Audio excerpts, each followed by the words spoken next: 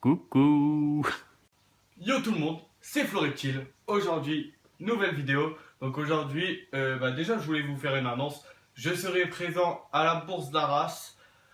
Donc le dimanche 6 novembre, si je me trompe pas. L'entrée elle est à 7 euros. N'hésitez pas à venir, n'hésitez pas à venir me voir si vous avez envie de communiquer avec moi, me voir, parler, discuter de choses et d'autres. N'hésitez pas à venir me voir si vous me voyez. On parlera ensemble, il n'y a pas de souci sur ça. Aujourd'hui, on va parler un peu Python Regius, donc Python Royal. Donc j'ai fait l'acquisition d'un nouveau spécimen, je vous le présente tout de suite. Donc je vous présente le nouveau, donc Python Regius de mutation classique. C'est un mâle de 850 grammes, donc déjà un beau petit mâle. Là, il vient de me faire une superbe mue, donc je suis très content. Je l'ai acquéri, il était déjà en mue. J'avais un peu peur, un peu de réticence sur le fait qu'il me fasse une mauvaise mue, dû au stress, changement d'habitat, tout ça. Mais non, j'ai pas eu de soucis du tout. La mue, elle est parfaite. Donc c'est un très très beau mâle. On va le remettre en terrain. Le Python Regius est un python qu'on trouve en Afrique, donc principalement en Afrique de l'Ouest, donc Sénégal, Togo, tout ça. Je vous mets une carte ici. Un serpent que je ne conseillerais pas forcément à un débutant. Après, si vous voulez, si vous êtes vraiment passionné, vous pouvez commencer avec ça, il n'y a pas de souci. Mais c'est un peu un serpent caractériel au niveau du nourrissage. Donc, il y a beaucoup de personnes qui ont des problèmes de nourrissage avec leur Python Regius. Moi, personnellement, j'en ai quelques-uns avec ma Orange Ghost. Donc, elle veut plus manger. C'est pas très grave. C'est des serpents qui sont pas caractériels, mais stressés, on va dire. C'est des animaux qui stressent vraiment vite. Donc, à faire très très attention. Donc, c'est un python qui va atteindre 1,20 m pour un gros spécimen, en moyenne 1,20 m. Ça peut, au niveau du poids, on va parler au niveau poids, un mâle fera à peu près 1,2 kg, voire plus pour les gros spécimens. Une femelle, elle peut monter jusque vraiment 3 kg pour les gros spécimens. Il existe plusieurs mutations chez les Python Regius. Donc je vais vous montrer moi ce que j'ai en mutation.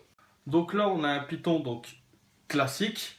Donc ça c'est les coloris naturels. C'est vraiment ce qu'on retrouve en nature. Donc voilà, là il n'y a pas du tout de mutation génétique dessus. C'est vraiment à l'état naturel. Et ici, donc là on a le Python Regius Spider. Donc vous voyez déjà qu'au niveau de la couleur, le pattern est pas du tout pareil. Ensuite, ce qui est particulier au Spider, c'est qu'il a une remontée de blanc. Donc voilà, vraiment une belle remontée de blanc sur cette femelle. Et bien jaune. Donc là, on est devant une femelle Orange Ghost. Donc vous voyez que le pattern, il est pas du tout pareil. Donc là, on voit vraiment les remontées un peu orangées. Donc qui est spécifique au Orange Ghost. Voilà, les couleurs vraiment, elles sont vraiment pas pareilles que le classico. Là, on voit vraiment que ça a été travaillé, les gènes ont été travaillés par l'homme. Donc avec elle, j'ai quelques soucis de nourrissage. Donc madame ne veut plus manger. C'est pas très grave chez les Python Regius. Après, il faut surveiller au niveau du poids. S'il y a une perte de poids, là, ça devient inquiétant. Donc, il y a plusieurs méthodes que je vais vous expliquer après. Si votre Python Regius ne veut pas se nourrir. Et donc là, un petit mâle. Donc, vous voyez, par rapport au mâle de 800 grammes, et celui-là, il tient dans une main. Et donc voilà, là, vraiment, ce qui est atypique au Python Regius, donc Python boule, c'est que vraiment il se met souvent en boule quoi. Une fois qu'il stresse un peu, il se met en boule. Donc je vais essayer de bien vous montrer. Donc là c'est une mutation champagne.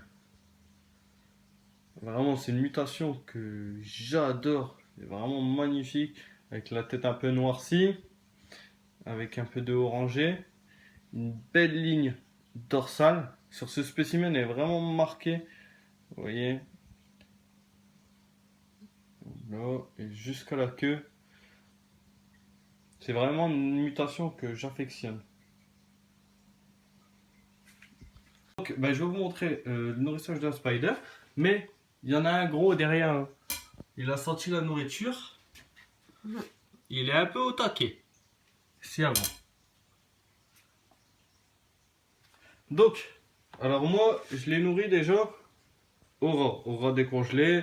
Donc faites bien décongeler, vérifiez bien que l'intérieur de la proie est bien décongelé.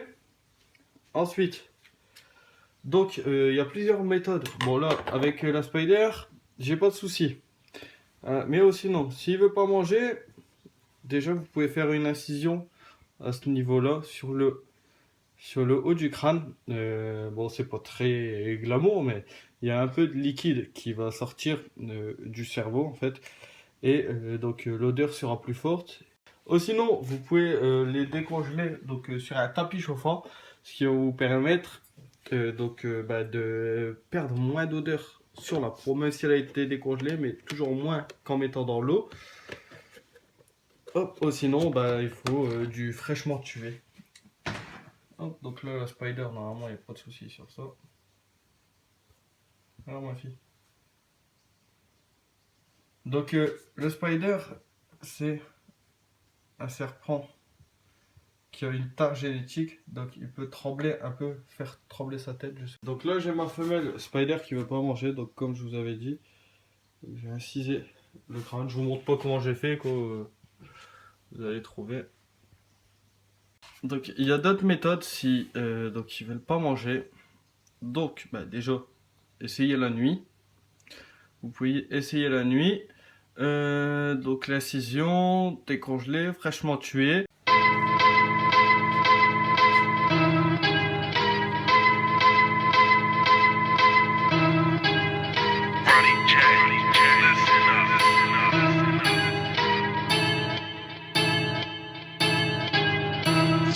I am the one, the way your son don't need a gun to get respect up on the street.